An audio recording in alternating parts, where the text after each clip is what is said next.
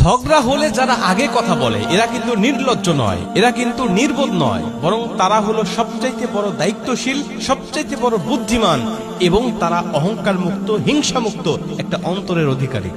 রাসূল সাল্লাল্লাহু আলাইহি ওয়াসাল্লাম এদেরকে জান্নাতের সুসংবাদ দিয়েছে। তিরমিজি শরীফের বর্ণনায় হযরত আবু হুরায়রা রাদিয়াল্লাহু তাআলা আনহু বলেন, তুফাত্তাহুল আবওয়াবুল জান্নাহ ইয়াউমুল ইথনাইনি ওয়াল খামিসি, প্রত্যেকটা সোমবার এবং বৃহস্পতিবারে আল্লাহ পাক জান্নাতের দরজাগুলোকে খুলে দেয়। ফায়ুগফিরু ফীহিমা, এবং আমার আল্লাহ পাক সবাইকে ক্ষমার ঘোষণা দেয়। লিমান লা ইউশরিকু বিল্লাহি শাইআ, কেবলমাত্র দুইজন ব্যক্তিকে আল্লাহ পাক ক্ষমা করে না। এর মধ্যে এক নম্বর হলো লিমান লা ইউশরিকু বিল্লাহি শাইআ, যে ব্যক্তি আল্লাহর সাথে কাউকে শরীক করে।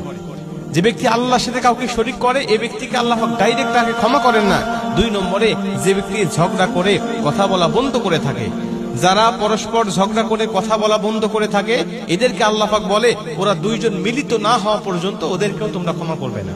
এরা যখন দুইজন মিলিত হয়ে যাবে, কথা বলা শুরু করবে, মিল মোহাব্বত সৃষ্টি হবে, তখন তোমরা তাদেরকে ক্ষমা করবে।